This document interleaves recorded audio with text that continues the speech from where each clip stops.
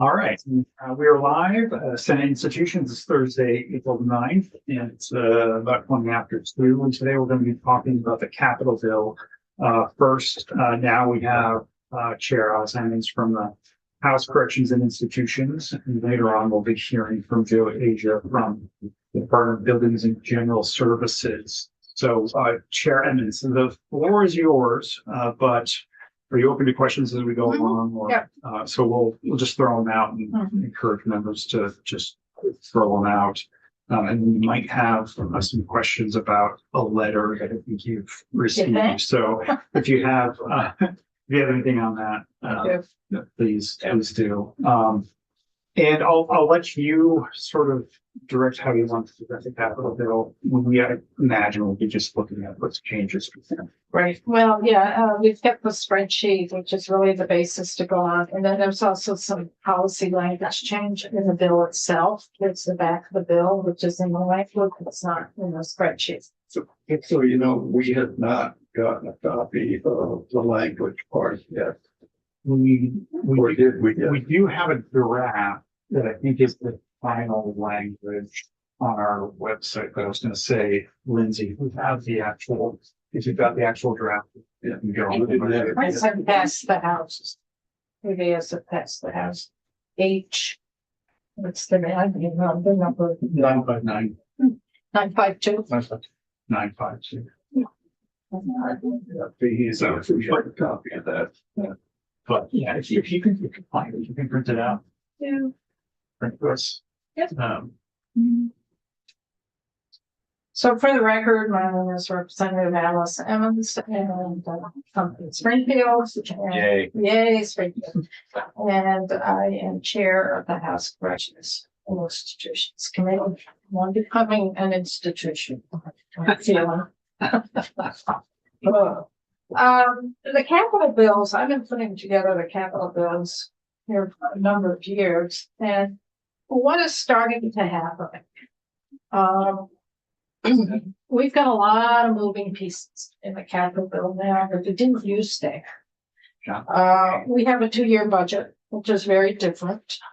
We've had a 2-year budget for going on 12 years now, which is very helpful in our projects and how we fund our projects and the time frame for our projects. So what's starting to happen is our projects are getting larger. So there's more money involved. And the other piece that's also starting to play in here is the amount of general funds that's coming in and keeping track of these individual projects that have both bonded dollars and cash. And that is starting to really take time in putting together a budget and keeping track of what happened 2 years ago. That's not reflected in our current spreadsheets when we're working with FY25, which is what we're familiar with. I mean, FY26 and FY27.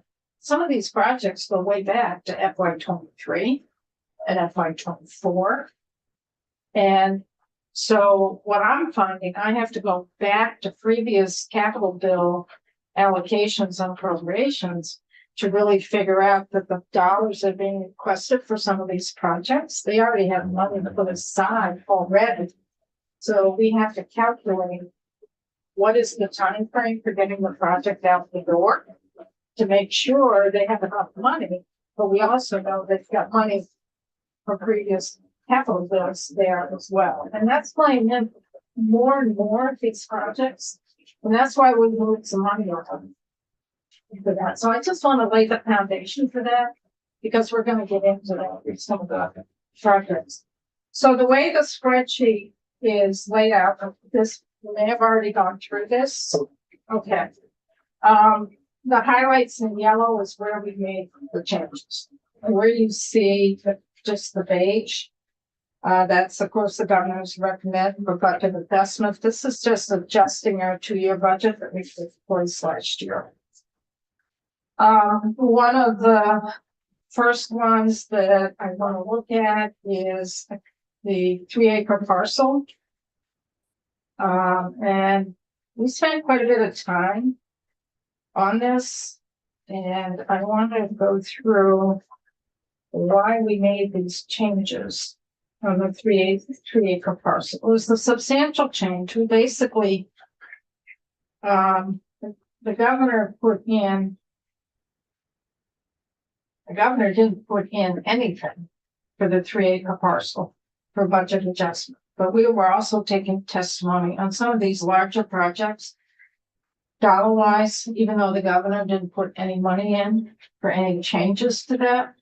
But there was a total of 2.6 million in FY 26 and 27. And we knew that we've been putting money aside for 3 acre parcels.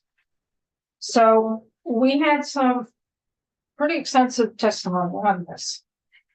And I'm assuming you got these documents.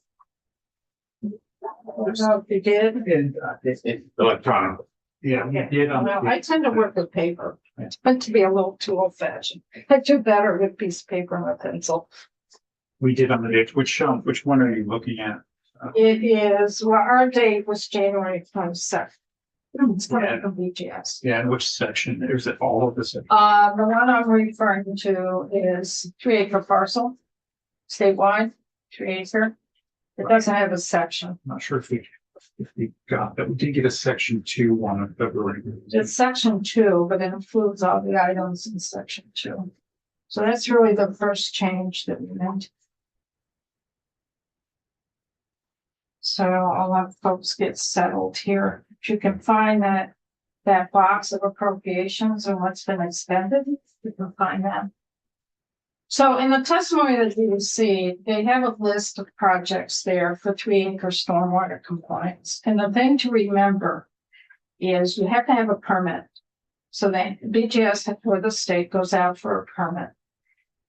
It takes a while to get the permit. Once you have the permit, you have 5 years to complete the project from the time the permit is issued.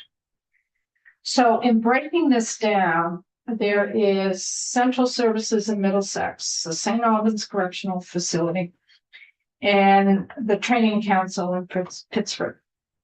The permits are now in place. They got the permits in the spring of 25. So they have 5 years to complete that project.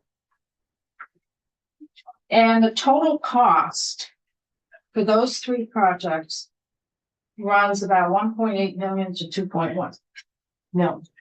Those projects are ready to go. The Newport Correctional Facility, there is, the permit is there, but it's been put on, it's sort of trying to figure out. The permit may be soon, they hope by the summer. Some of this is in design. They need to, for the correctional facility, they're really working on moving the ponds, stormwater ponds. But that is connected to the boiler project and that correctional facility. So we have money further down in corrections that deals with the Newport facility to replace the boiler. It's a chunk wood to go to wood chips.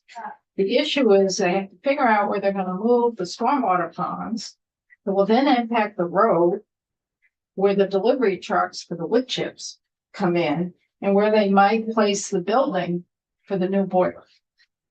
So it's a chicken and egg situation right now. And it just, they got to move in one that then impacts the move in the other.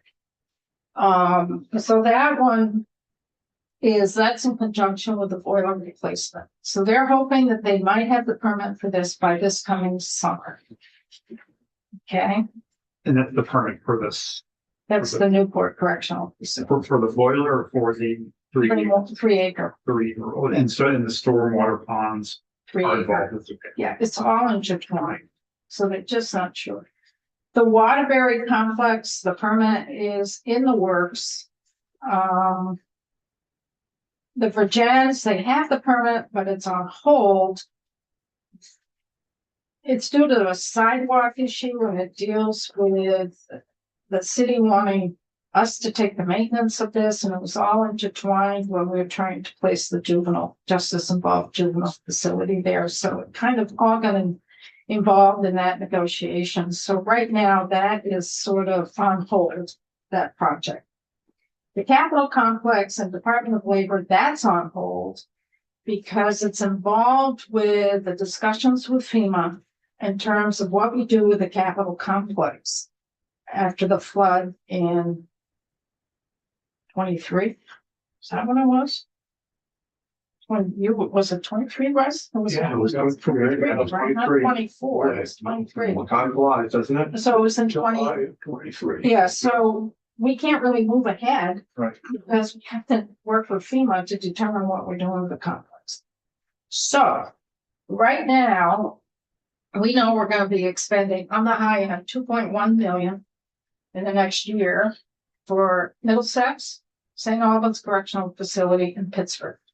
So if you look at the box, there was ARPA money for this, 600,000.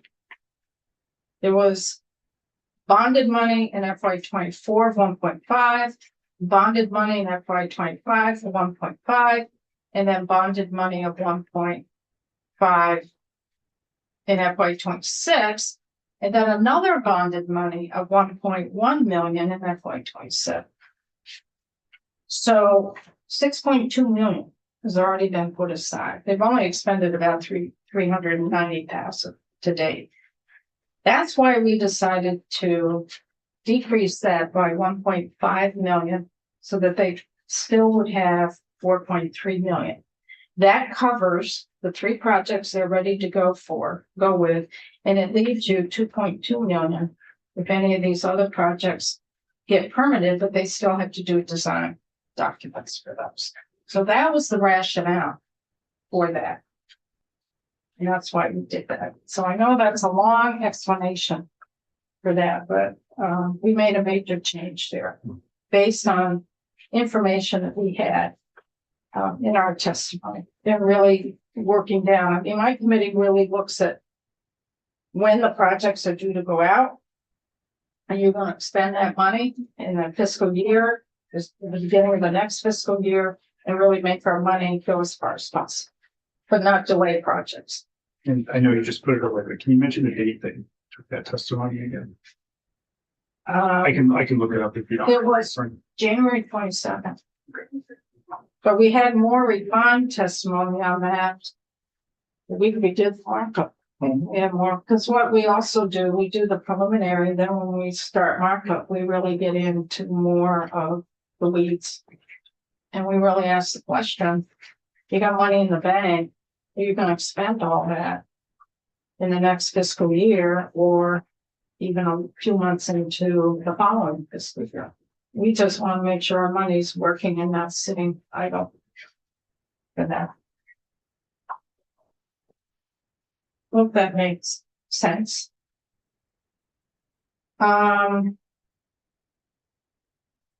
We kept, let me just trying to look here. The other piece is the 120 State Street. Again, that was in the same document. And the 120 State Street, again, this is tied in to the FEMA discussion in terms of what's going to happen with FEMA, and depending what we do with the whole steam line renovation in 120, we could do it internally within the building, or depending what happens with negotiations with FEMA and the other buildings, what might happen is a separate building might be built to take care of the HVAC systems in some of these other buildings as well as 120. So then you're dealing with a whole different design. So we don't know where we're moving ahead at this point. It's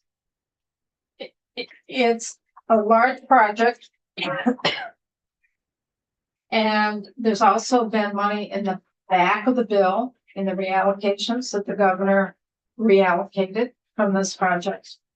And we hope that things are resolved by this summer, but we're just not sure.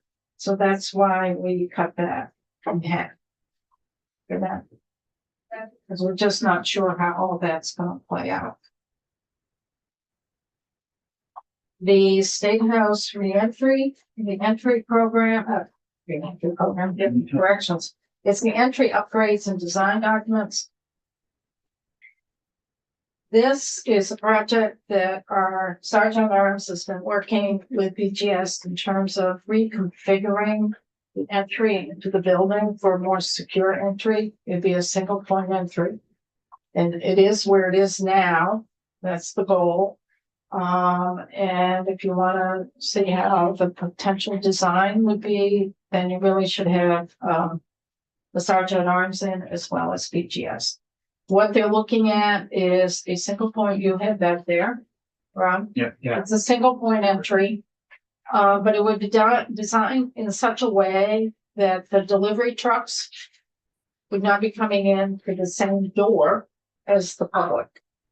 There'd be more separation there. They would try to have better truck access, delivery truck access, but the issue is we're going to lose parking spaces. So we really want to make sure that there's a plan there for parking.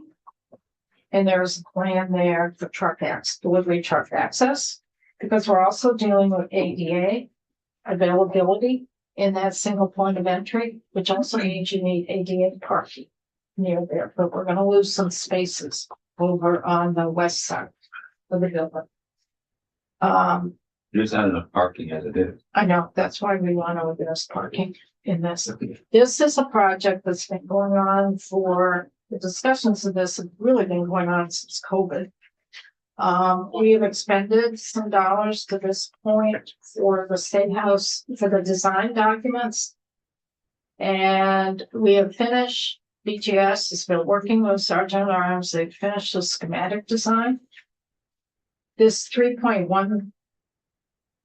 1.3, I want to get my numbers right, 1.3 million would go towards final completion of design documents and possible beginning of any construction documents. But that would then have to come back to us next January for more review. This is going to be an $18 to $22 million project. Just putting it right out on the table. It's not cheap. It's an ADA. It's for accessibility, ADA accessibility into our building, opening access for the public to have better access to our building, security access, as well as really helping the flow of traffic with our delivery trucks. We have a lot of delivery trucks that come in, and ADA access, because that's the only entrance right now for ADA access, and it's really hard to get in and out. Yeah, those of us in Senate Ag see that every day. So looking, Chair Evans, I apologize, we've not done for too long. So Chair Evans. Looking at the $1.5 million that we probably have expended on the adding a second story to the cafeteria, because we had done that, only to find out that you're not going to do that. And looking at the $18 to $24 million on this, which is very highly unlikely that we're not going to do that. Is it wise for us to be moving forward on $1.3 million on this money? We'll spend it, but I don't ever see this project happening. It'll be up to the legislature to make that determination. Or we go from the governor in the budget, and did you folks take testimony on what the administration's feelings are about that? We did have BGS in, and they did talk over where they were in the process. We know the government did not include this in the governor's budget adjustment. And we have decided to put it in because it's important to the functioning of the State House. It's important for Vermonters to have access to government. And there was a real strong feeling about that. We had, and I'd recommend you can have BGS in, you can have the Sergeant at Arms in, and have a full discussion about it and see. It is a high price tag, there's no doubt about it. But the schematic design only gives you some real preliminary documents, real preliminary dollar-wise. get into design documents, that refines that a little bit. There was a contract with Freeman French Freeman. We also had Freeman French Freeman in as well, because that's who we've contracted with. I really recommend having those three folks come in and talk this through. It's a big decision, and the bigger decision will really be made next year, because if we get into construction, that's when we need the money for that. And the project price tag was 22. 18 million they're 18. projecting, but it's Oh, gonna we go have up. plans, right?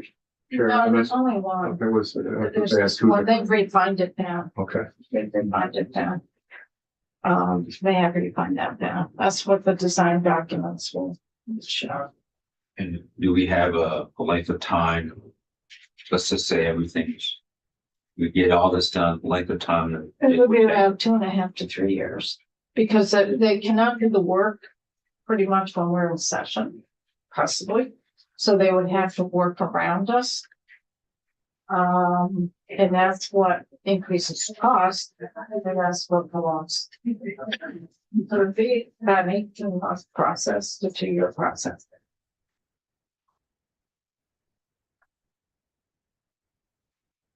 That's where we stand. What else? So then I'm gonna jump down to DOC. There's a big jump there. If you see the HVAC system, we have a lot of questions on that, because that is a big jump. But the goal is to put in HVAC system in our facilities. And what we are looking at is, we were really trying to see if we could find, it was an $8 million increase to the bonded amount. $8.4 million increase to the bonded amount FY27. Plus an additional $1 million plus in cash. So you're dealing with almost $9 million of our capital bill budget adjustment being taken up by this one line item. So we had a document from BGS when we were doing markup on the 20th of March. And the goal, what they're anticipating, they are close to a guaranteed maximum price right now for the Springfield facility. And what they're coming in with right now for the Springfield facility for HVAC is $7.9 million.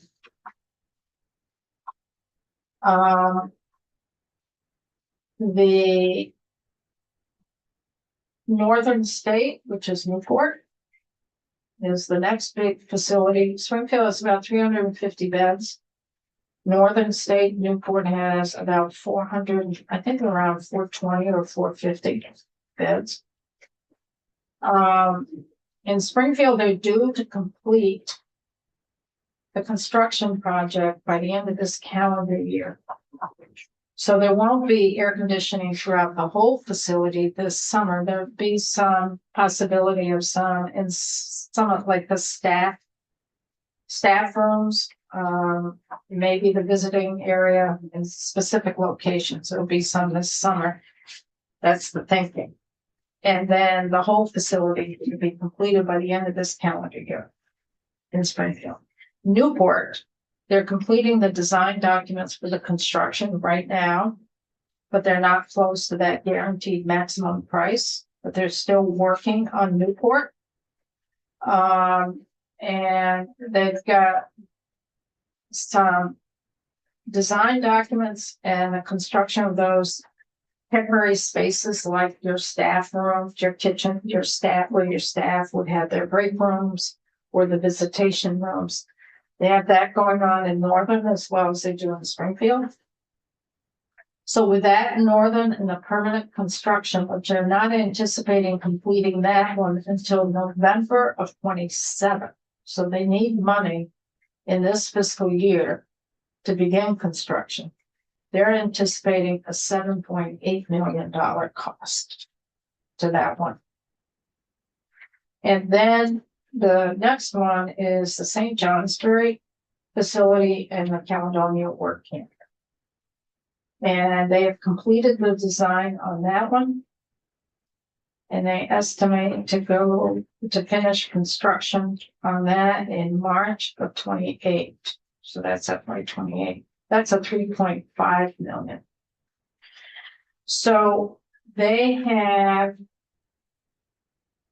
spent to date, they have 19.2 million, which includes this additional 9 million that we're putting in. They have 19.2 million. And they've spent 2.3 million to date. But the construction for Springfield is 7.385, and the construction for Newport is 6.785.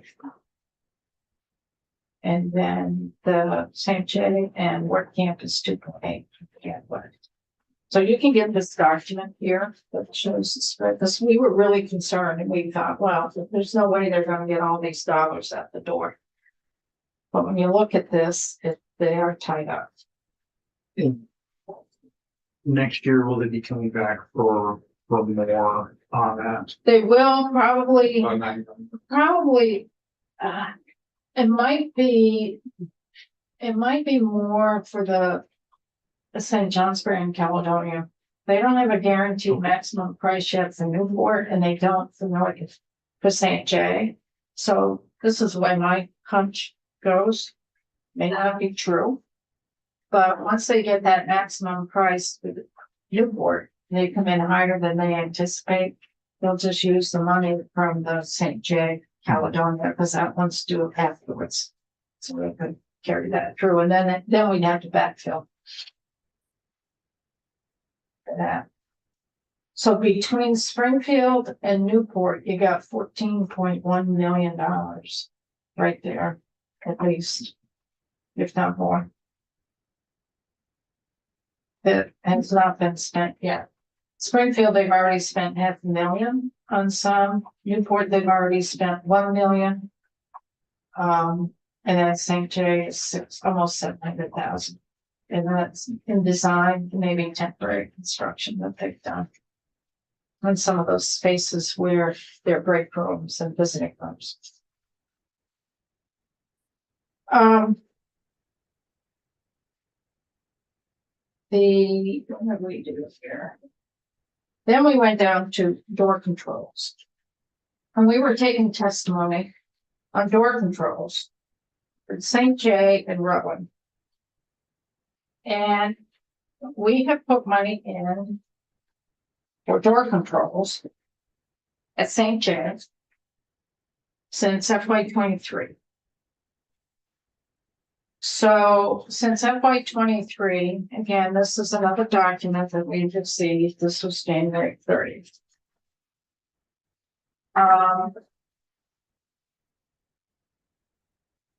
They are hoping, they also want to do any maintenance that needs to have any deferred maintenance. They always do that whenever they do door controls. They have, with the 2.6, I want to make sure I'm in the right spot here, because there's, well, their money is kind of, so with the 2.6 million for St. J in the bonded column for FY 27 is 2.6 million. That's on top of 4.4 million that's already appropriated prior to that one.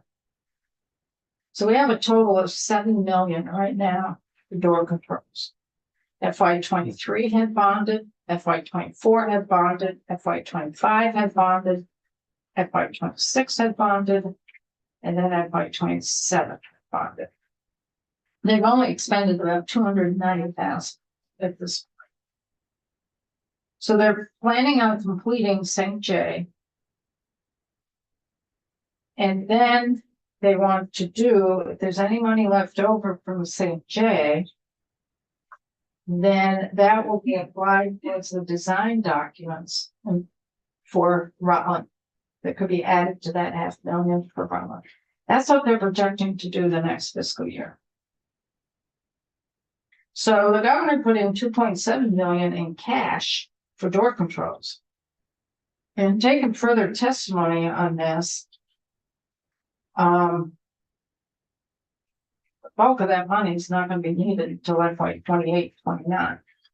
And that's why we left 700,000 of the 2.7 million to go towards whatever work needs to be done in Rutland, because they're only going to be doing design documents for Rutland, possibly getting into construction documents and doing some construction towards the end of FY 27. I'm not sure yet. We heard in testimony the opposite of that. We heard that because of that money that's missing and they're gonna have to stop because they've already signed contracts and that they're ready to move forward. And We so, did not hear that about Rutland. They're only. well, design I'm just documents. talking about this one line item about the monies that's missing.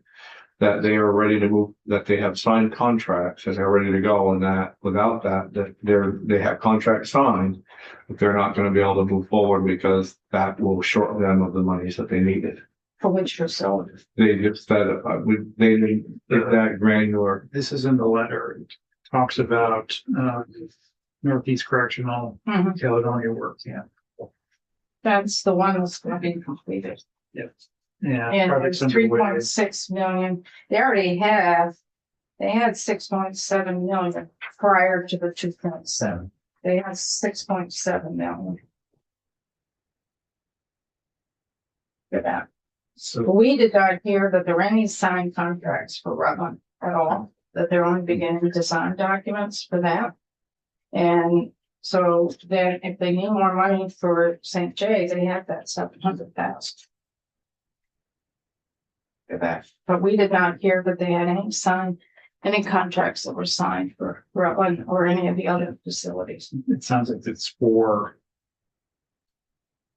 Northeast and Caledonia work. Right, so they have 6.7 right now, and then they can use that 700,000. And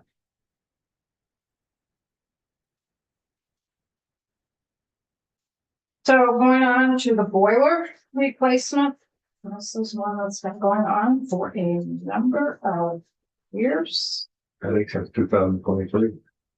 at least. Wow. Next. And the boiler. FY 25, we put in 3.5 million for this. They said that they're gonna need around 4.1 million for the boiler.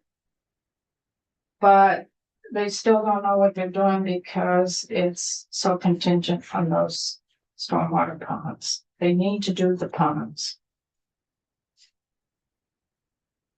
So that's why they're not sure how much they're gonna move forward. And that's why we cut them off. For that. They said that after this 2 million, that they had in there, that they were gonna be looking for another million after that, and that this was the latest project for them moving forward. We did not hear that. That's what we heard. Did you hear that from BGS? We heard that from, yeah. We did not hear that.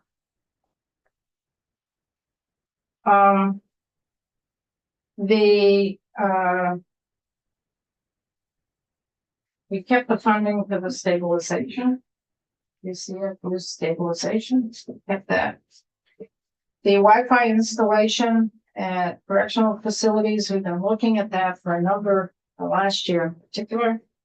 My committee and the House Energy Committee wrote a letter of support to the broadband board on this last year, encouraging the federal money targeted towards this. Corrections is not working with Wi-Fi They're really outdated. It's really creating a problem for their staff. It's creating problems for, services being provided to folks who are under our custody that are housed in correctional facilities. The CCV, is offering courses there in corrections, but they physically have to go into the facility. They cannot offer the courses electronically because the internet service cannot support them. We have done work through COVID money, in our correctional facilities to find the hotspots that would be in our facilities for Wi-Fi. That's been done. Last year, DOC and ADS were working together, trying to, figure out how to go forward. And they were working on it, and supposedly they had a plan as of last year. Broadband Board did not support money last year for this project. But they didn't have the money, right? Because now we just got like another $257 million that came from the federal government. And so they do have the money. They said they didn't have the money last year, but now they do have the monies. And we as the legislature can direct them to use the federal dollars versus using our state dollars. So in discussions that some members of my committee had with some of the members on the board of the broadband, there is no federal money coming in, and the federal, if there is federal money that comes in, it will be used for delivery to the buildings. It will not be used for Wi-Fi availability within the building. That's what we heard. We also tried 4 times to have ADS come to the committee to discuss this with us, and they did not. Could not get them to the committee to discuss. Is that scheduled or they just, no? They just refused to come in. They did send a memo to us that this is not ready to go for a plan. So we've been working on this for over a year to get this. DOC really needs really needs their update in terms of their electronic system. It's really important to do this. We felt quite strongly about this, so we did put in the $3 million for that.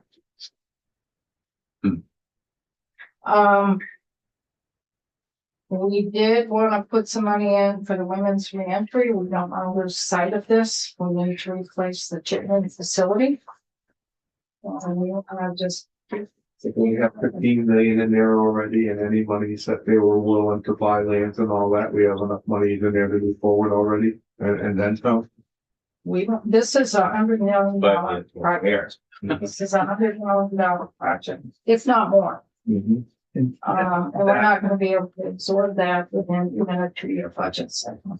That 1.25, that's essentially to Keep it going. But I mean, that's enough. I mean, I really, It's nothing except to where you can use it else in the button in this. Yeah. In bill, which would be very important.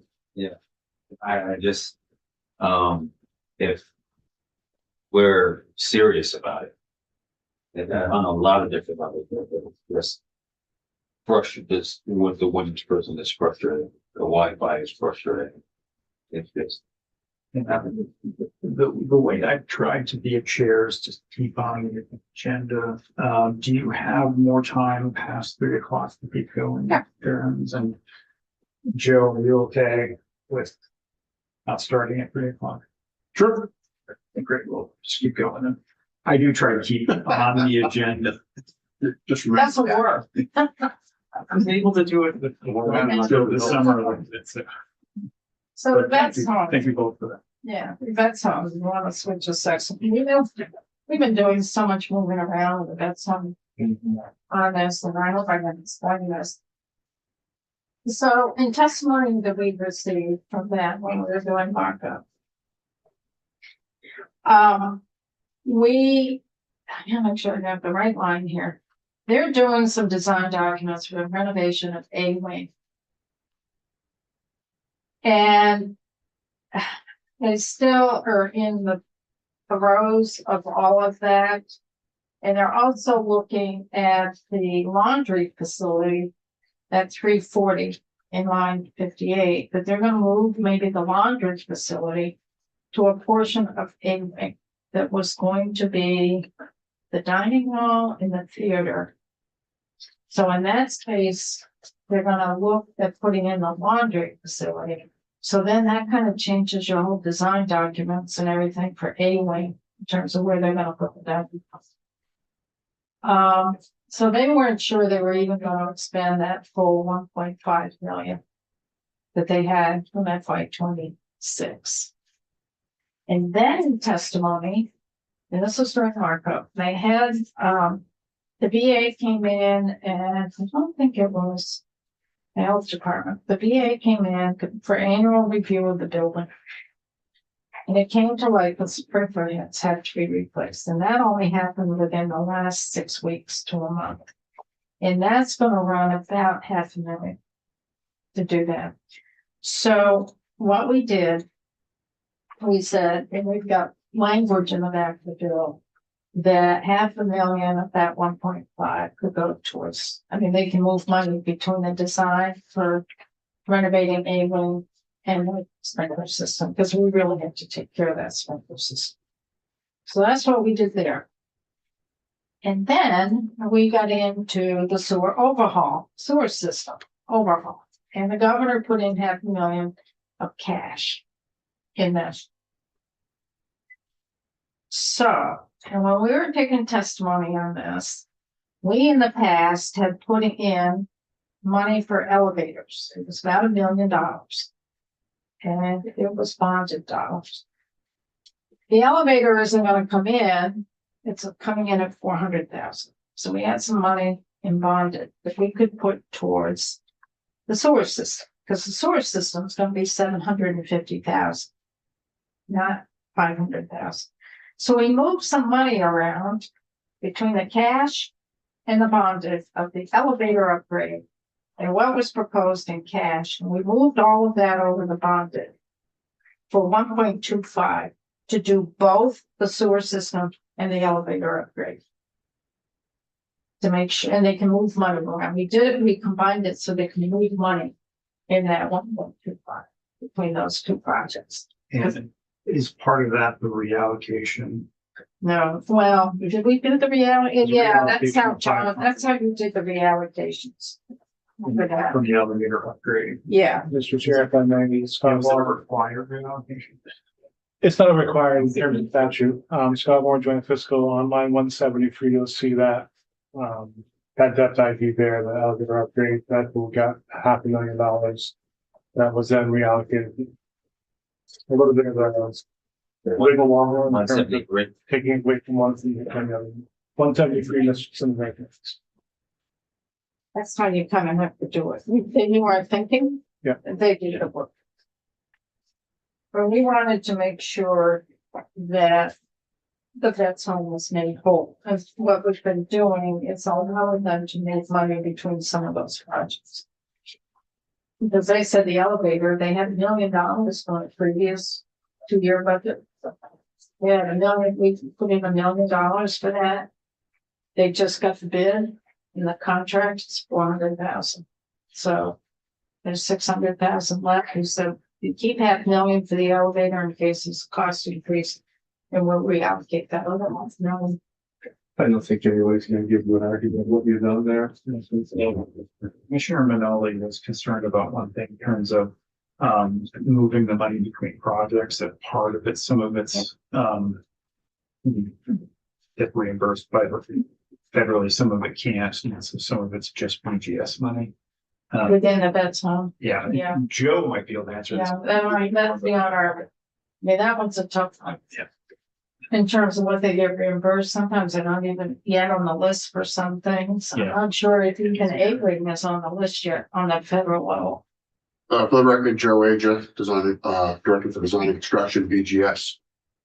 For both A-Wing and the sewer, they're not on the list yet. Yeah. They are striving to get on the list for both. I don't recall the match for A-Wing. I think the sewer is 60%. But the sewer really needs to get done, and it's under B and C one. I think A, B, and C. Yeah. They were- Sewer really needs to go I down. think they were in talking about that. I'm sure it was just something. And that's it for Monday. We didn't make any other changes. Did we? Oh, wait a minute, we did Newport. Yeah, Newport. They were fine with that. I think that they started had enough money yesterday with Newport. So to continue. with Yeah, that. Newport is, we gotta get that done, but we got finally, that Newport and Barry, those are the two where we've gotta figure out what we're doing and where we're going. And I think we have a path forward on Newport that we really, And we already have money in the bank for that too. the worst kept secret of what's probably gonna go on there, but until it's announced. And we won't talk about it anymore. So, And the other thing too, and I hope I think the chair did this conversation too. The $500,000 that the governor put into the Essex County Courthouse, that's for their water supply. for right, the so that one, what it was, Yeah. yeah. Yeah, we really want to hold that one, or we don't touch it and send a letter of intent. Yeah. To the court to indicate you can continue construction. And we appreciate With that that- very much. I spoke to our legislative council member, John Gray, to draft up a letter of intent. It's a little busy right now with the ed bill and Ways and Means, so I haven't seen them all week. But as soon as that gets done, we'll do that. So anyway, that's where we are. The allocations got changed a little bit, but not too much. Then I can shift over to. Language. I hope you have the bill. If it's on our. Joe has a paper copy.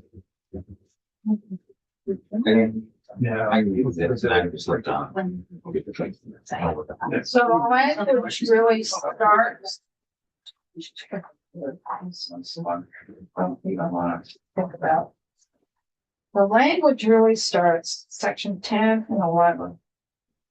This language came as a recommendation from the Department of Environmental Conservation for our drinking water revolving loan fund to provide drinking water infrastructure services.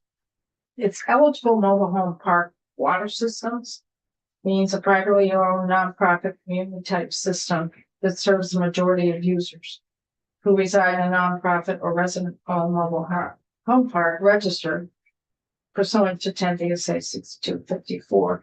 There's a housing bill that's going through with the manufactured home community. Manufactured home community, I think that's the term of it.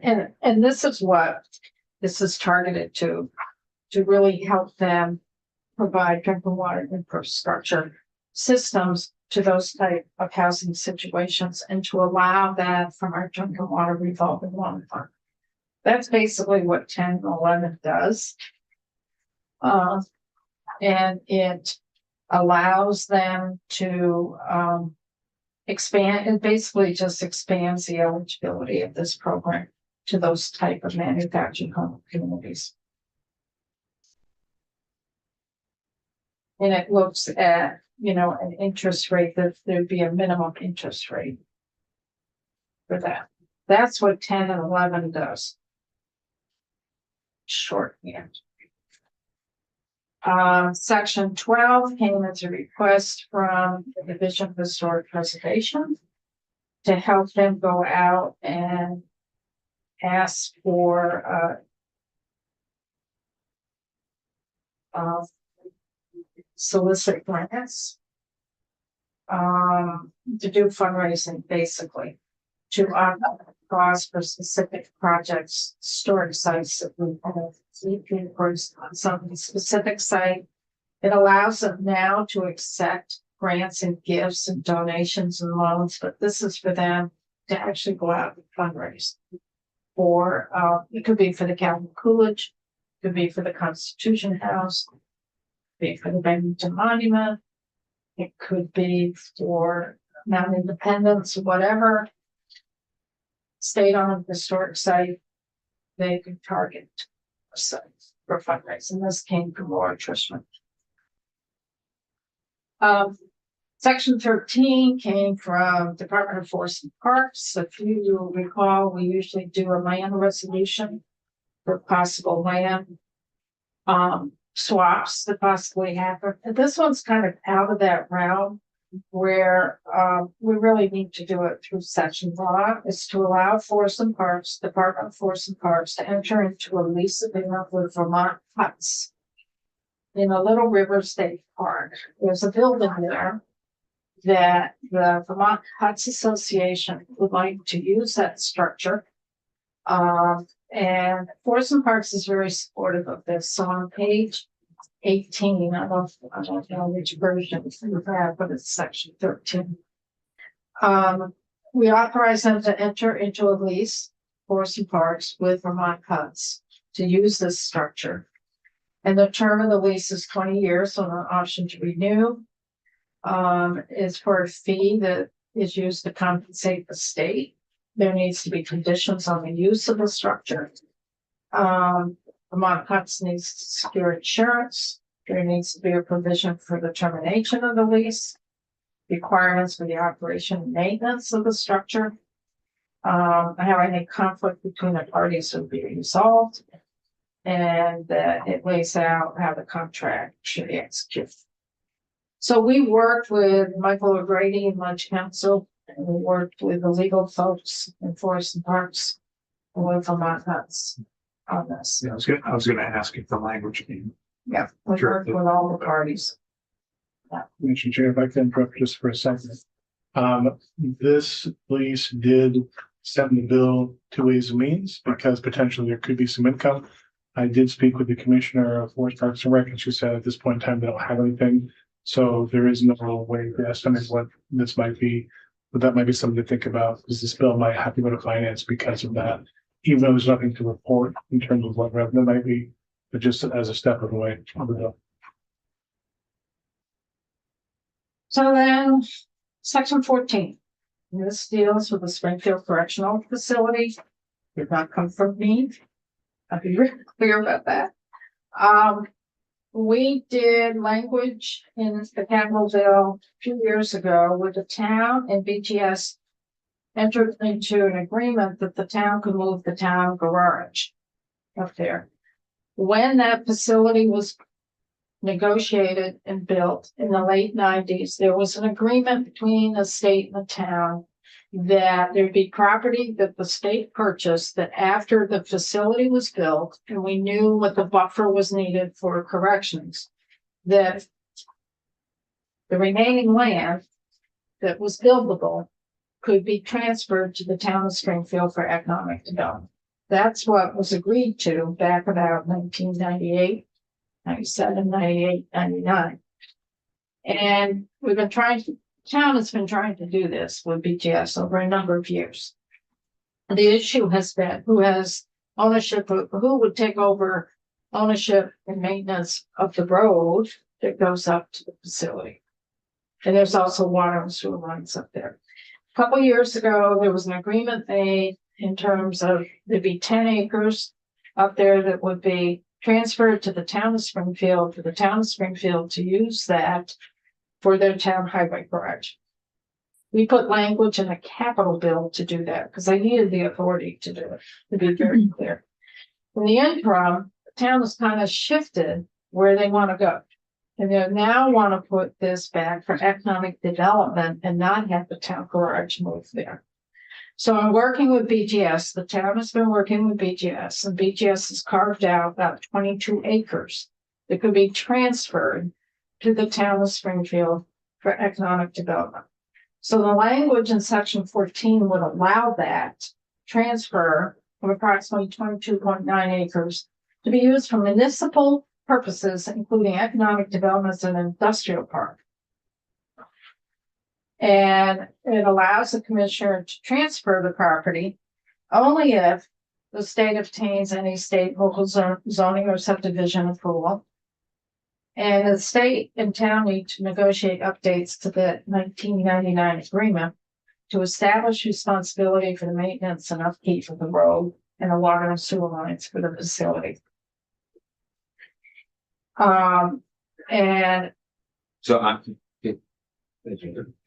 So if the town basically takes over the upkeep of the infrastructure The road, and The water and road. sewer. and water and sewer, they're good to go now, and then they have to buy the.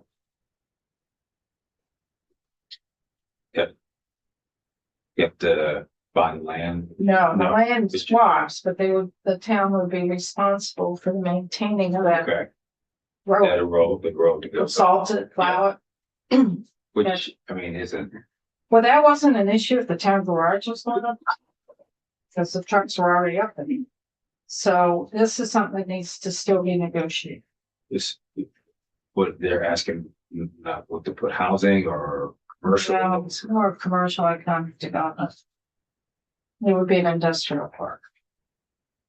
Industrial park. Do they have an idea? I think they do. Yeah, why they want to do it. So gives a deadline of March 2030 for the town to develop, begin, they haven't begun developing a transfer for the property for the purposes of economic development. They have until March 2030. And then the town will need to consult with BGS to examine alternative uses for the property. So, and then the next section, 15, repeals what we did in the previous capital bill in 2024 that would have allowed that transfer to the town for the town garage. So that gets repealed. And then it also says if this transfer that we are allowing in section 14 does not occur by July 1st of 2030, then this authority goes away. That's what 15 is. And the town has agreed to this language and BGS to this language. So the next thing is section 16. This is language that has come from our House Human Services Committee that was put in the big bill, the appropriations bill. There's really a lot of concern on the House Human Services Committee as well as House Appropriations Committee. There's about 44 beds in the system to house justice involved juveniles. Of those 44 beds, 16 of those beds are for this facility that the state would be, I don't want to say home, it was what we were trying to build in Virginia for justice involved juveniles to replace Woodside. Human Services Committee has been trying to get from DCF what the budget would be to provide services if they contract to a private entity to provide services to those youth. So in Middlesex right now we have 3 beds or 4 beds. Was four. Four, that's trailers. Mhm. And they're paying about $2,000 per bed per day for services to the youth. There's also a couple of beds that have opened up in Windham County Mhm. that DCF has just contracted for a company, a different entity to provide services. That's a 4,000 bed. These Per are day. for profit companies. So they're trying to get, what is it gonna cost for a 16-bed facility? As well as these other beds out in their system in the community. So they want to put a hold on any future development until they can get this information from DCF. So the language was put in the House Appropriation, the big bill. This exact language was put in the big bill dealing with DCF's budget. And it was asked to be put in our bill because we have money in our bill to continue the work with a design build for the new 16-bed facility. So this is in the appropriations bill that's over in the Senate approves. And it is in our bill as well, so we can be at the table in this discussion. It is really important that we are at the table. we didn't put this language in our capital bill, we would not be at the table, which then hurts BGS. So that's why this language is there.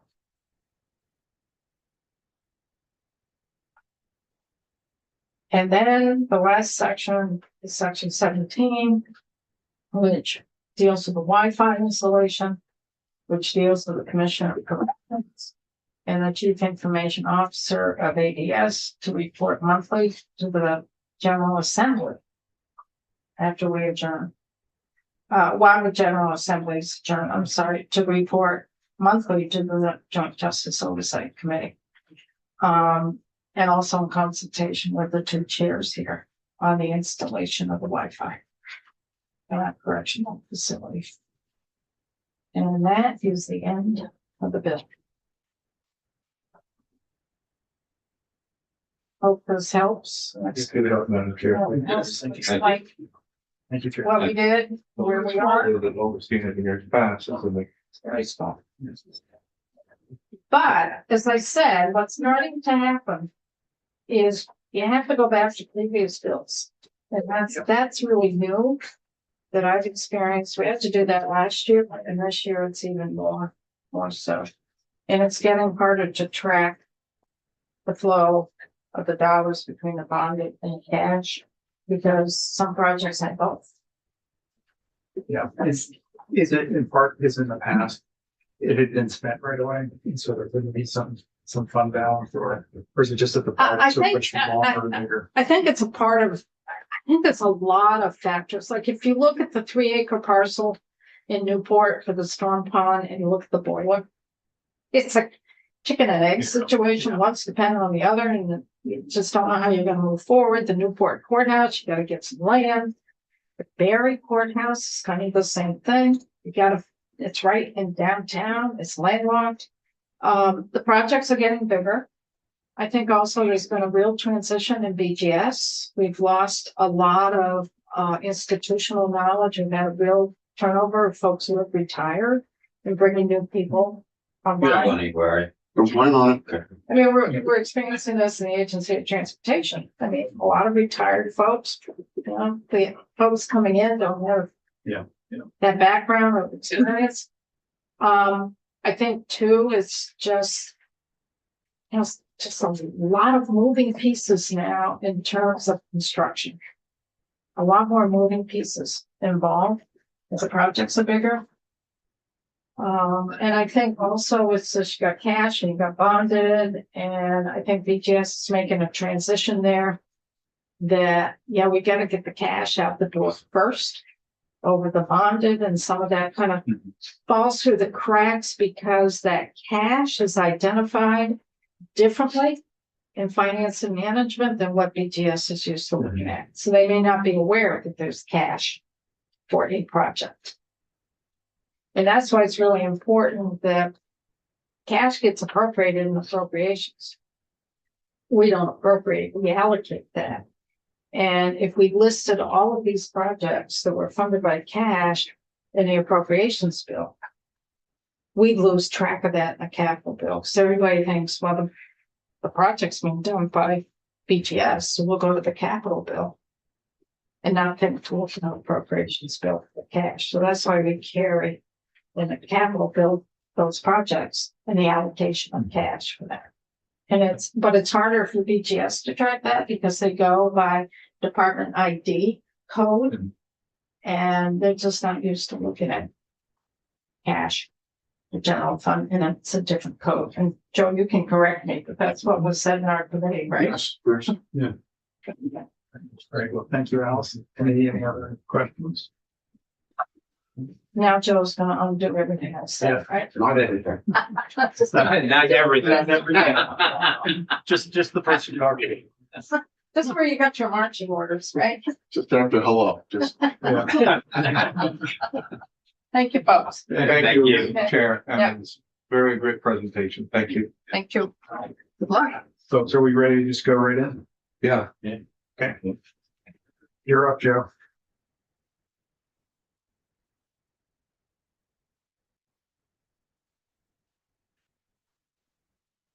This. Yeah, Yep. Thank you. Do you have those slides? I do, unless it was something that happened overnight. This is.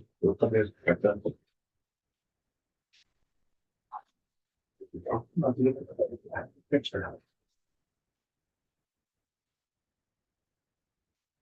Joe, I don't exactly know what you plan to talk about. Headline says capital bill, so take it away. We'll let you back if there are blanks.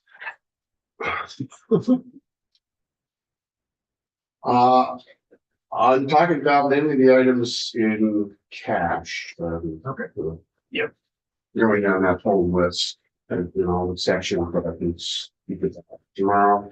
We will be in here, in for section 3 corrections. So we can do that. Here's everything from my computer, but that's very good.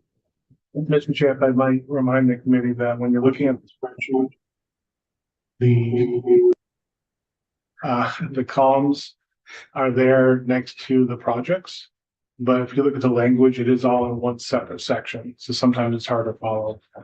So I just want to make sure you see that if you're looking at the actual language. If we're looking at the bill itself, it's all in one section. One group, 19, I think.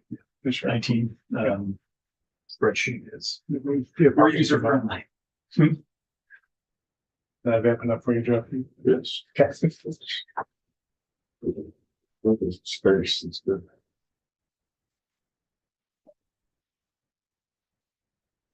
For the record, Joe Adrian, Director of Design and Construction with Buildings and General Services. First off, section 2, we're looking at major maintenance. The line here is between the house and here of approval. The bond fund did change, it increased. But the cash remained the same at 1.281 million. It's like as the gas originally needed.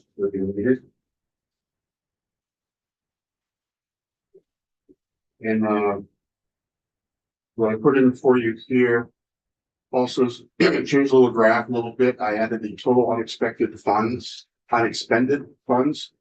So right now we have 1.4 million remaining. I think when I was in here early testifying on the bill when it came out, was that we were running out of money, and we still are, and we're just slowly rolling this out to make it through to July.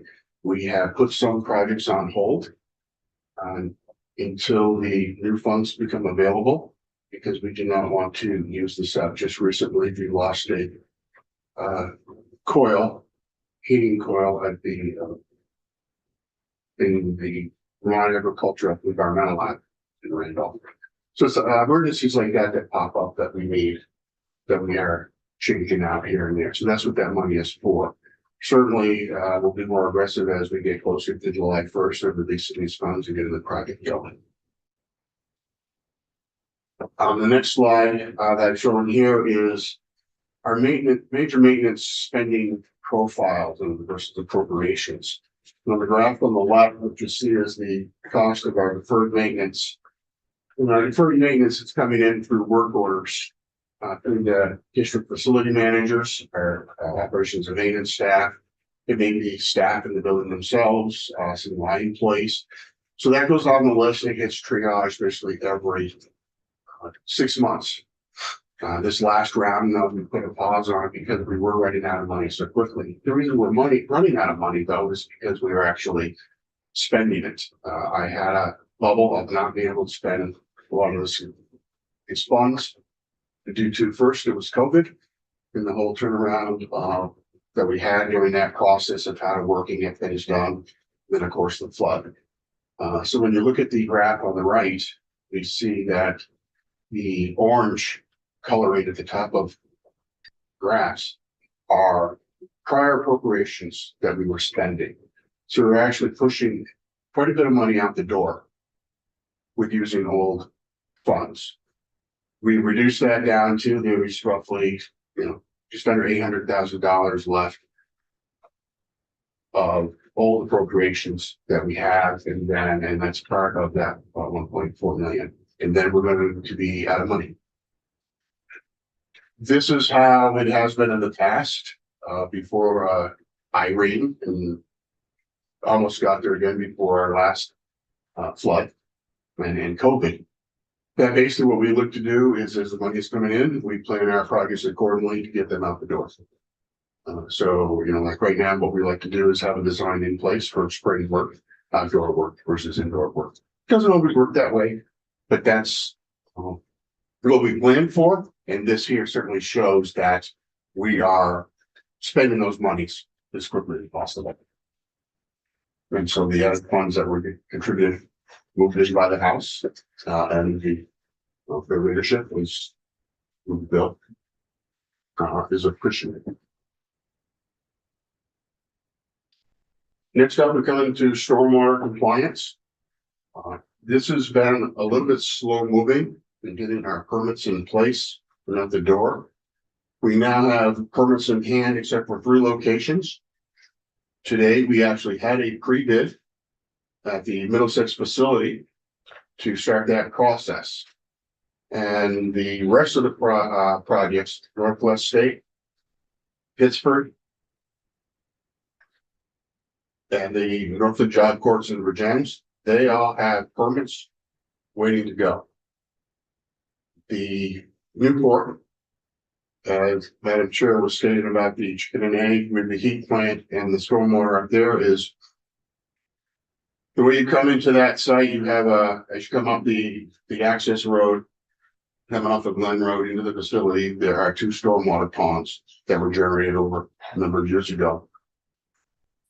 Where we are looking to put the heat plant, which is just right beside the existing truck track, the turning radius of an 18-wheeler just cuts into that stormwater pond. So we had to adjust the stormwater ponds anyway with the stormwater project. So it's like, okay, now's the opportunity to do that. Although we have got reallocated $1.5 million. So what can happen now is we're looking to get a permit this summer and start in fall of this year to relocate the stormwater ponds and be ready to go and start construction on the heat plant next spring.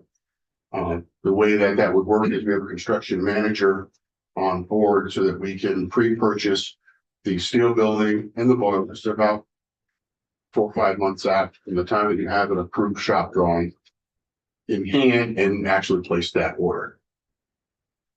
And that's certainly something we want to start, but both with the reallocated funds in the stormwater project and in the heat plant project, which is probably going to be delayed up to as much as 6 months. It all depends how our permit comes in for a stormwater pond, our permits for the heat plant, and what we can start moving forward, and then plan for the additional funds for the heat plant and stormwater arriving in FY28. So yes, it is a chicken and egg thing. However, to keep in that metaphor, cracks the egg. So that, you know, that's part of the problem. In Virginia, we were ready to go. Actually, last fall, the issue down there with Virginia was that as the zoning administrator was looking at it, is that although we own the site, we do not operate the job court down there, the feds do. And as such, the statute of 4413 does not come into play with what they can limit it to in zoning. And there's a sidewalk paralleling the main road going through there.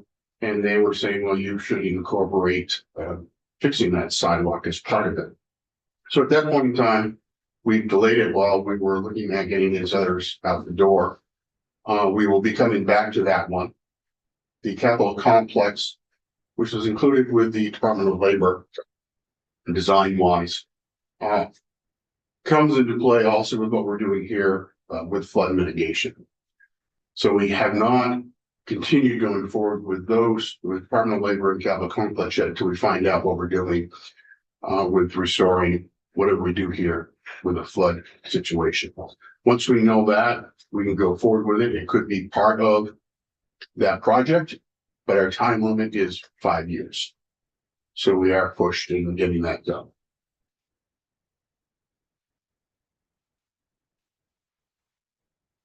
120 State Street, this year was 2.5 million in cash, and where that came from was being reallocated. It was old money. We could go to, I think it was the cash fund in the last page of the spreadsheet. Didn't have a section number on it, but probably would have been what, section 19, I think. And that was just old funds having to come forward. So these have been reallocated forward. However, the House did take out $1 million for 120 State Street. So the way 120 is working is it was hardly impacted by the flood. There are some things that the flood will take care of, but what really has to happen is with this renovation is the electrical, some of the mechanical is down in the basement. All that has to be relocated someplace else. There's also steam lines that run up to the outside wall, come through the concrete slab, and then return back to the wall. And we have known that some of those have failed. And we're trying to do away with the steam in there, all the way up handlers, so we don't have window units sticking out on floors 3, 4, and 5. And then there's also some mini splits and other systems throughout down in the motor vehicle sections that have been installed over the years. So the way this will coincide with the flood is about moving people around. If we have to vacate Cartridge 133 or 109 State Street or the likes of that to do some of the work that we have to do, we don't want to be working on this building right away. So when we did offer up that $525,000 in 23 to be given up to the bottom line, that the thought was in play that we're going to need it in the future, but it's about coordination. We didn't need it right away. But we are having to get that on the street to start the design process to coincide with the flood, with FEMA money and like that, because FEMA's not paying for any of this renovation. But we do need to sequence it accordingly so that we're not overlapping and causing heartburn on either side. So before you move on, the loss of the $1 million, is that? In this case, it probably is not going to hurt us right away. The bottom line is it's a $23 million plus renovation. And so when we're looking at the next biennium, and maybe the biennium not happen, the first half of the next biennium, it's So you're yes, okay we're with okay it? with Yep. that. Yes.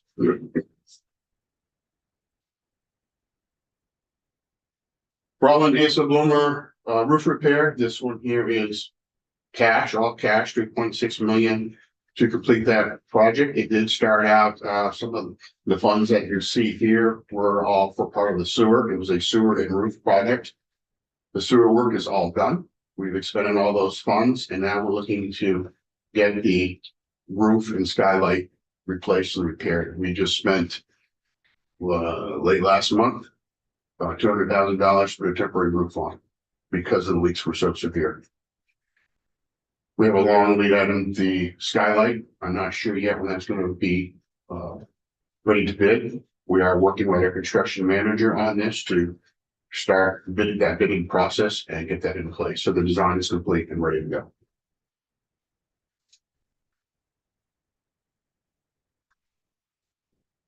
Multi-level garage renovation. This project here is also under the hands of the construction manager. Some construction, although it does state that there's $120,000+ that have not been expended yet. It hasn't been expended yet because I have not signed or got approval to sign the change order for the construction manager to start work. We need that 900,000. In fact, when the prices came in, it was just the start of the war and things were skyrocketing, and we've had shaved $500,000 off to come in on budget. Hopefully things will turn around and we might be able to get additional work done, but right now we're good. And that probably will be starting soon.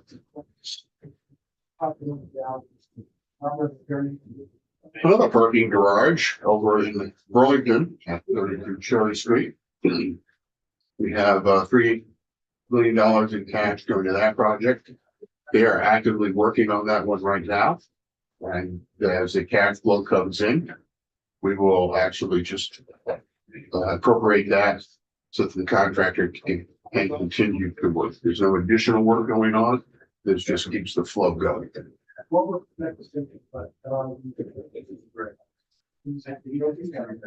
Moving into section 13. For public safety. We use our hazmat building.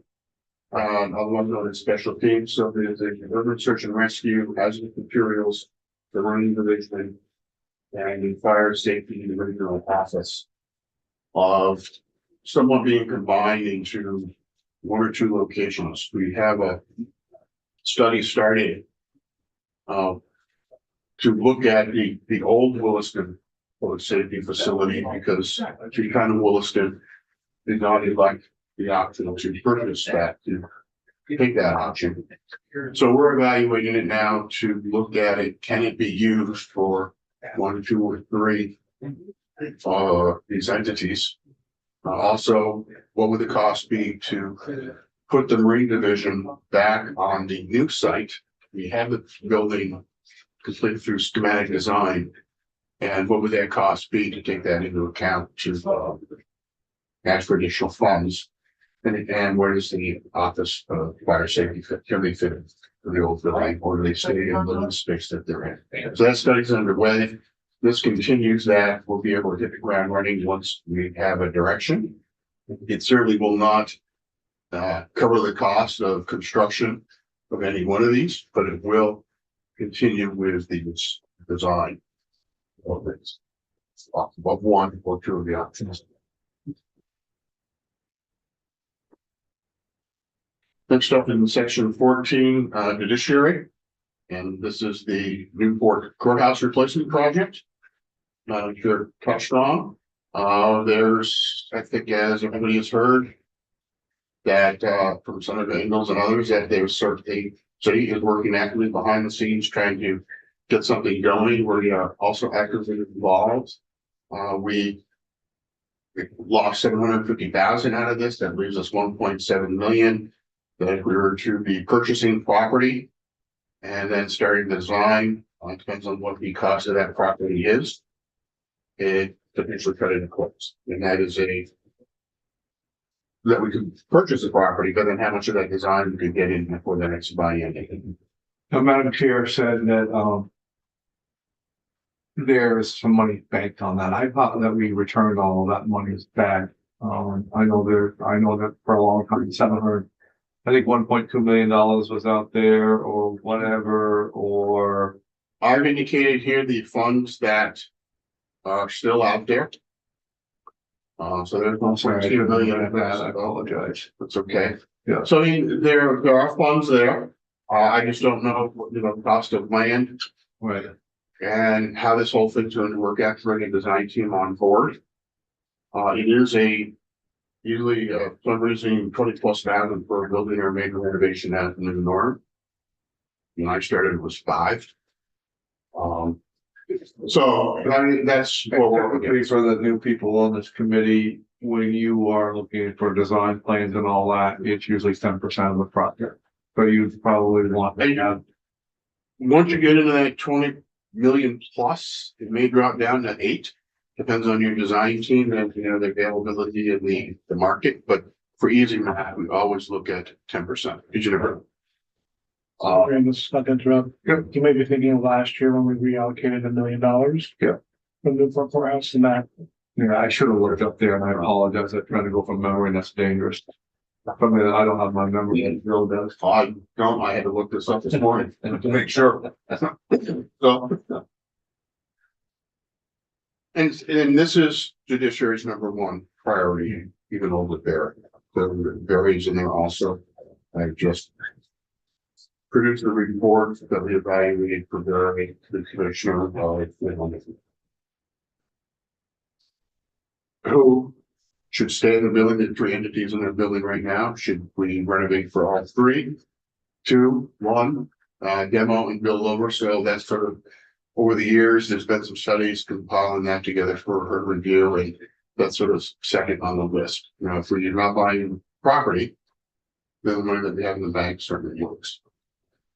We did have a design 15 years ago that sort of squared off the front of that building because Barry, I don't have a photo of Barry here, is at an angle.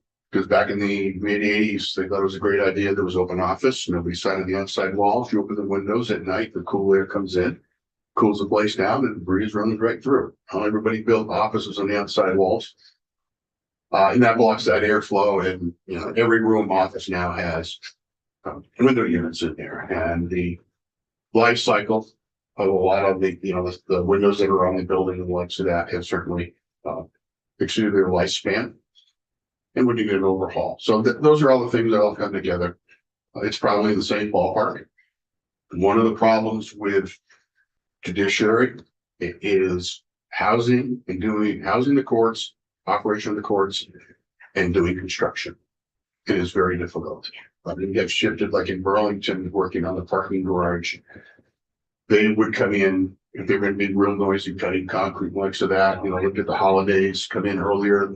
Because court doesn't start at 7, 8 a.m. So they play that game, major renovation, like in Barry, we'd have it maybe night work, which increases the cost. And right now it's even hard to find contractors, let alone to do night work. But that's one of those things we have to take into account.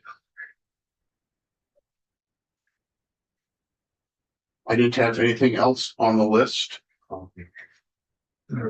Well, I'm wondering, do we want to give us a little more explanation on this? I think the senator can go ahead and act that way and see what we get. Well, I would like to say, for the record, full body, I think Commissioner Nolley or Nick Kramer from agency administration would be best to speak about that. okay, cool. You're up. Don't mind drinks tonight. It's just conflicting testimony. Yes, so we'll leave it to Chair Harrison to coordinate that. We'll talk about that scheduling sometime.